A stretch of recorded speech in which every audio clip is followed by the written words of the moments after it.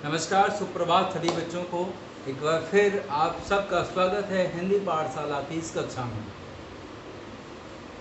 आज हम पढ़ने जा रहे हैं कक्षा 10वीं के पाठ 5, जिसका शीर्षक है, इस कविता का शीर्षक है मीरा के पद। पिछले वीडियो के लेक्चर में हमने पढ़ा मीरा के पहले पद को, यानी कि आपके पाठ में जो 3 पद संकलित हैं उस 3 पदों में से हमने पहले पद को पढ़ा। पहले पद में हमने देखा कि किस प्रकार मीराबाई भगवान श्री कृष्ण के प्रति उन्मुक्त हो चली थी, किस प्रकार कृष्ण भगवान श्री कृष्ण को पाने के लिए मीराबाई ने अपने सगे संबंधी भाई बंधु सभी रिश्तेदारों से नाता तोड़ दिया था, किस प्रकार साधु संतों के साथ बैठकर मीराबाई ने लोक लाज खो दी थी, किस प्रकार प्रेम रूपी बेल को मीराबाई ने सींचा, किस प्रकार भवसागर को मत कर भगवान श्री कृष्ण के प्रेम रूपी सारतत्व को पा लिया, और किस प्रकार मीराबाई ने इसका प्याला पिया और उसके बावजूद मीराबाई जीवित रही। ये सब हमने वीडियो के पिछले लेक्चर में पढ़ा था। उसी क्रम को जारी रखते हुए आज हम पढ़ने जा रहे हैं मीराबाई के अन्य 2 पदों को। मीराबाई के दूसरे पद में मीरा ने श्री कृष्ण नाम रूपी रत्न की प्राप्ति से उत्पन्न असीम आनंद को अभिव्यक्त करने का प्रयत्न किया है। क्या किया है? श्री कृष्ण नाम रूपी रत्न, यानी भगवान श्री कृष्ण को एक रत्न के समान माना है।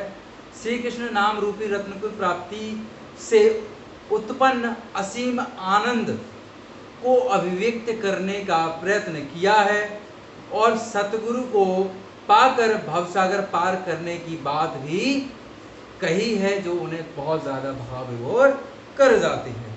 तो चलिए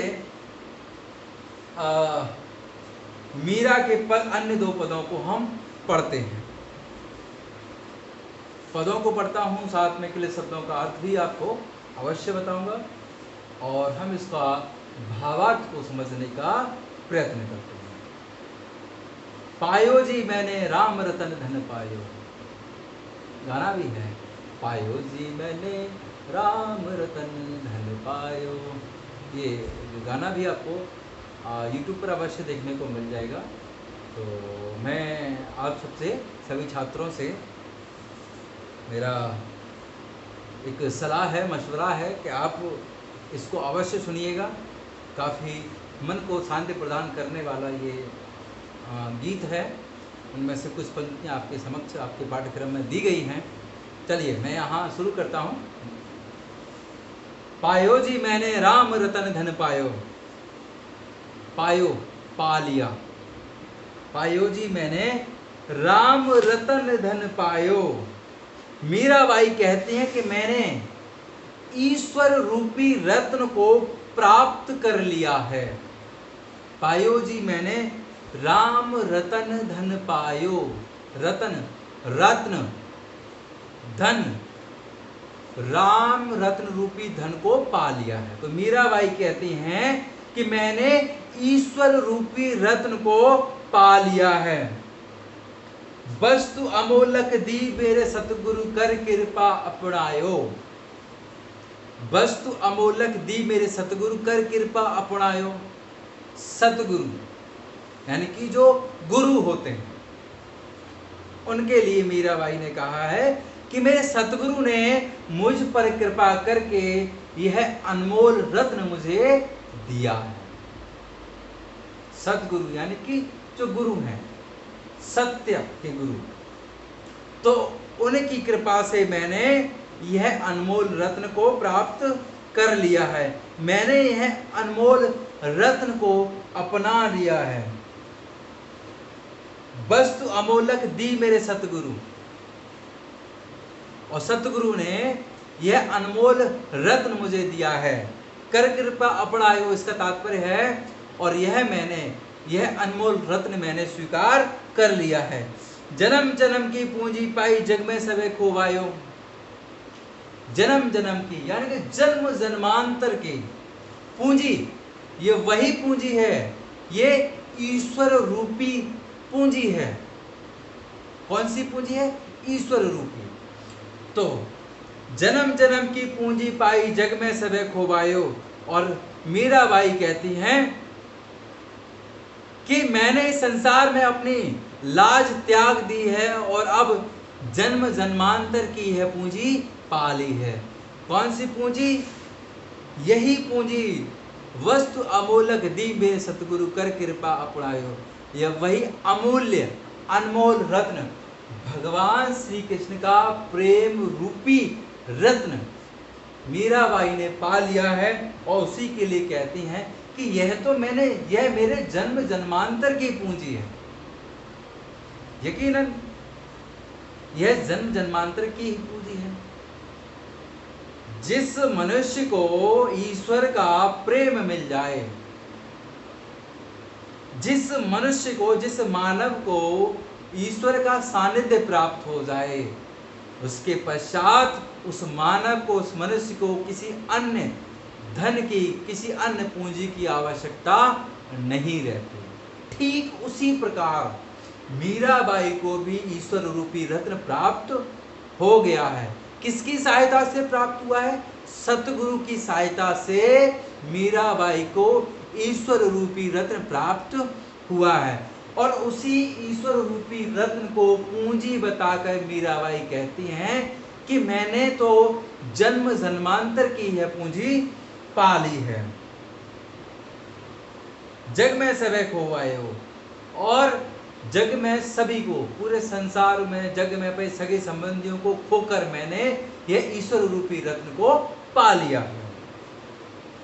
अब आगे की पंक्ति में इस विशेषता दी गई है ईश्वर रूपी रत्न की, उस पूंजी की।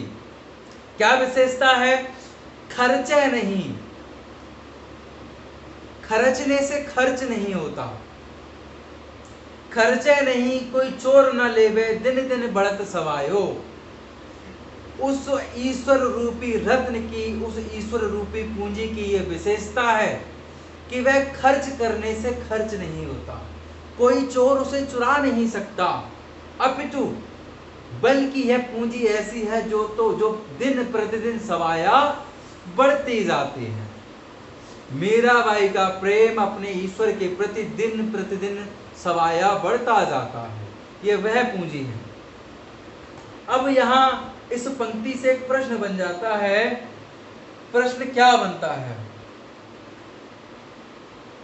कि प्रश्न बन जाता है कि मीरा के राम रतन धन की, मीरा के राम रतन धन की क्या विशेषताएं हैं? तो विशेषताएं मैंने आपको बताई। क्या क्या विशेषताएं हैं? कि राम रतन धन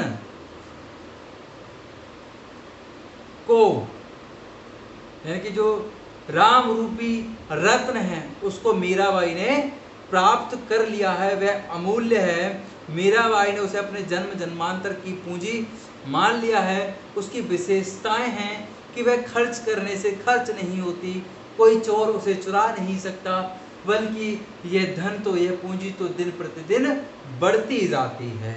यह राम रतन रूपी धन की विशेषता है। सत्य की नाव खेबटिया सतगुरु भव सागर तरी आयो। सत्य यानी कि सत्य की नाव पर बैठकर, नाव यानी कि बोट, तो सत्य की नाव खेवटिया सतगुरु। खेवटिया किसे कहते हैं? खेवटिया कहा जाता है नाव को खेने वाला, जो नाव को चलाने वाला जो होता है उसे खेवटिया कहा जाता है। नाव को चलाना, खेना कहा जाता है। तो सत्य की नाव खेवटिया सतगुरु भव सागर तरी आयो। और ये संसार एक भव सागर के समान है। ये संसार किसके समान है? एक भव सागर है ये संसार। और इस भव सागर को पार करने के लिए मीरा ने सत्य की नाव पर बैठकर इस भवसागर को पार किया है। और उस सत्य की नाव का खेवनहार कौन है? उस सत्य की नाव का खेवटिया कौन है? उस सत्य की नाव का खेवटिया है मीराबाई के सतगुरु। तो सतगुरु के कृपा से ही मीराबाई ने इस भवसागर को पार किया है। कैसे पार किया है? सत्य की नाव पर बैठकर मीराबाई ने इस भवसागर को पार किया है। और सत्य की नाव का खेवनार है उनके सतगुरु। मीरा के प्रभु गिरधर नागर हर के जस गायो। यानी कि मीराबाई ने इस भवसागर को तो पार कर लिया है, और मीरा के प्रभु गिरधर नागर हर के जस गायो। और मीरा खुश होकर अपने भगवान कृष्ण का गुणगान करते। हर के जस, जस यानी कि यश, जस को कहेंगे हम यश। तो मीरा के प्रभु गिरधर नागर हर के हंसते हंसते उनका गुणगान मीराबाई करती है। चलिए अब हम मीराबाई का तीसरे पद को पढ़ते हैं। पग घुंघरू बांध मीरा नाची रे, पग घुंघरू बांध मीरा नाची रे। पग, पग यानी कि हमारे पैर, घुंघरू समझते हैं। नृत्य करते समय पैरों में बांधे जाने वाले यंत्र होते हैं जिनसे एक मधुर ध्वनि उत्पन्न होती है, उन्हें घुंघरू कहा जाता है ना। नृत्य करते समय उनको पैरों में बांधा जाता है। तो पग घुंघरू बांध मीरा नाची रे, पग घुंघरू बांध मीरा नाची रे। भगवान श्री कृष्ण की भक्ति में मीराबाई कुछ इस प्रकार मग्न हो गई हैं कि उन्हें संसार से कोई मतलब, कोई लेना देना नहीं रह गया। संसार की कोई चिंता उन्हें नहीं। इतनी मगन होकर मीराबाई अपने आराध्य भगवान श्री कृष्ण की भक्ति भाव में डूबी रहती हैं। और मीराबाई अपने इष्ट, अपने आराध्य, अपने भगवान, अपने ईश्वर भगवान श्री कृष्ण के समक्ष नृत्य करते हैं।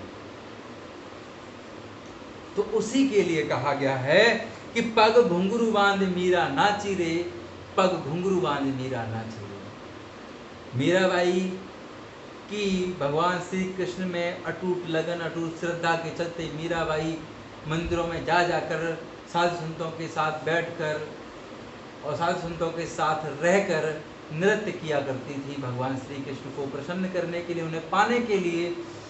तो मीराबाई के द्वारा पैरों में घुंघरू बांधकर नृत्य करते देखना लोगों को अच्छा नहीं लगता था, और लोग उन्हें, मीराबाई को कहते थे कि ये मीराबाई तो पागल हो गई है। आगे की पंक्ति में ये बात कही गई है, लोग कहे मीरा भई बाबरी, बाबरी यानी कि पागल। लोग कहे मीरा भई बाबरी, सास कहे कुलनासी रे।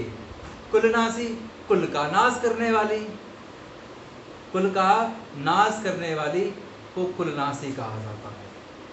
तो मीरा, लोग कहे मीरा भई बाबरी, सास कहे कुलनासी रे। तो लोग मीरा को बाबरी, पागल क्यों कहते थे?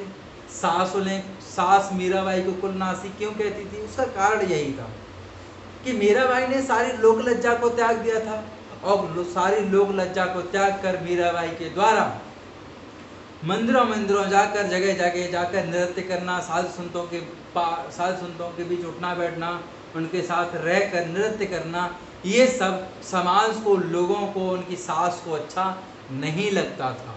यही कारण था कि लोग उन्हें पागल कहते थे कि मीरा तो पागल हो गई है, और सास उन्हें कुलनासी कहती थी, कुल का नाश करने वाली कहती थी। सास उन्हें कुलनासी इस कारण भी कहती थी क्योंकि मीरा के विवाह के 7 वर्ष उपरांत ही उनके पति का स्वर्गवास हो गया। एक तो ये कारण था। दूसरा कारण ये भी था कि पारिवारिक मान मर्यादा की क्षति पहुंचाते हुए पारिवारिक मान मर्यादा का ख्याल मीराबाई ने बिल्कुल नहीं किया, और जिसके चलते मीराबाई ने जगह जगह जाकर नृत्य करना भी शुरू किया। तो ये वो कारण थे जिससे मीराबाई की सास उन्हें कुलनासी कहती थी। जहर का प्याला राणा जी ने भेजा, पीबत मीरा हासी रे। एक बार फिर इन्हीं सभी कारणों के चलते राणा जी ने विष का प्याला मीरा को भेजा और मीराबाई ने उस विष के प्याले को हंसते हंसते पी लिया था, हंसते हंसते स्वीकार कर लिया था। मैं तो अपने नारायण की हो गई पहिदासी रे। अगली पंक्ति में मीराबाई ने लिखा है कि मैं तो अपने नारायण की, नारायण यानी कि भगवान श्री कृष्ण, भगवान श्री कृष्ण के कई अन्य नाम हैं जिनमें से एक नाम नारायण भी है। कमलनाथ भी भगवान श्री कृष्ण को कहा जाता है, वासुदेव की भी कहा जाता है, देवकी नंदन भी भगवान श्री कृष्ण को ही कहा जाता है, गोविंद भी कहा जाता है, मुरारी भी कहा जाता है, दयानिधि भी कहा जाता है, नारायण भी कहा जाता है। भगवान श्री कृष्ण के कई नाम हैं, कई नामों से हम भगवान श्री कृष्ण को पुकारते हैं। मैं तो अपने नारायण की हो गई यहाँ पैदासी रे, मीरा के प्रभु गिरधर नागर बेग मिलो अविनाशी रे। और अंतिम दो पंक्तियों में मीराबाई कहती हैं,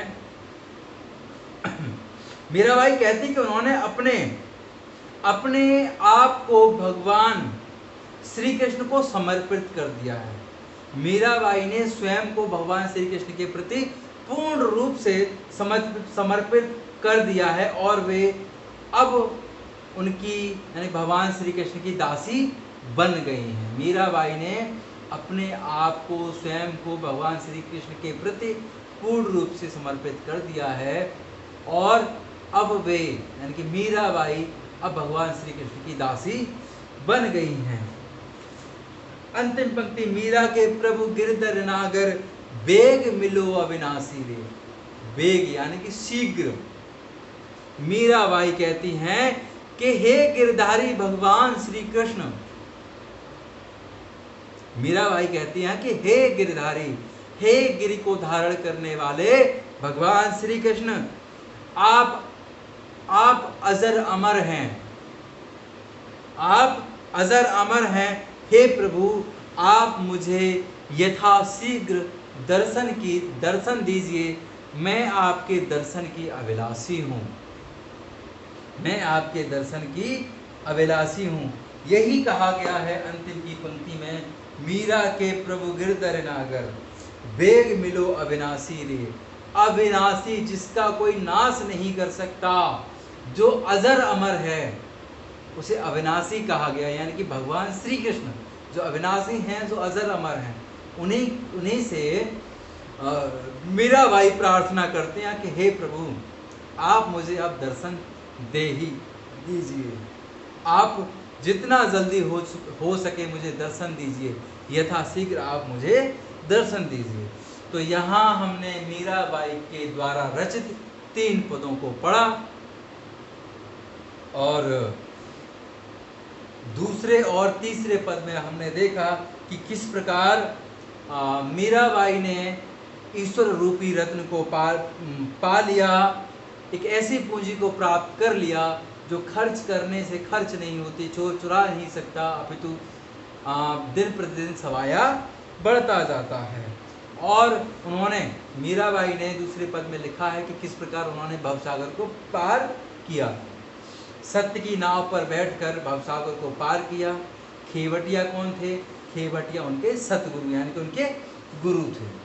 और अंतिम पंक्ति में बताया गया है कि किस प्रकार मीराबाई पैरों में घुंघरू बांधकर सारी लोक लज्जा को त्याग कर मंदिर मंदिर जाकर, यहाँ वहाँ जाकर नृत्य किया करती थी। इसके चलते लोगों ने उन्हें पागल कहा, उनकी सास ने उन्हें कुलनासी कहा और इसी के चलते राणा जी ने मीरा को मारने के लिए विष का प्याला भी भेजा था। मीराबाई ने उस विष के प्याले को हंसते हंसते पी लिया था। और मीराबाई अंतिम पंक्तियों में कहती हैं कि मैंने तो भगवान श्री कृष्ण को भगवान श्री कृष्ण के प्रति स्वयं को समर्पित कर दिया है, स्वयं को उनका दासी मान लिया है। और अंतिम पंक्ति में मीराबाई प्रार्थना करती हैं, हे प्रभु, आप तो अजर अमर हैं, आप अविनाशी हैं, आप मुझे यथा शीघ्र दर्शन दीजिए। तो यहाँ हमने मीरा के पद को पढ़ा। आशा करता हूँ, उम्मीद करता हूँ, अब मुझे पूर्ण विश्वास है कि आपको मीरा के ये पद अच्छे से समझ में आ गए होंगे। क्लिष्ट शब्दों को, कठिन शब्दों को मैंने आपको बताया है। तो सभी बच्चों के लिए गृह कार्य यह है कि सभी बच्चे इनके शब्दार्थ को अपनी उत्तर पुस्तिका में, यानी कि अपनी नोटबुक में लिख लेंगे, प्रश्न उत्तर कर लेंगे। सभी शब्दों को, कठिन शब्दों को और उनके अर्थों को याद करेंगे। प्रश्नों को कर लेना है, याद कर लेना है।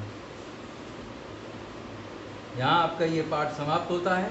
अगर आपको मीरा के अंतिम 2 पदों में किसी प्रकार की कोई समस्या है तो आप मुझसे टेलीग्राम चैनल पर प्रश्न कर सकते हैं।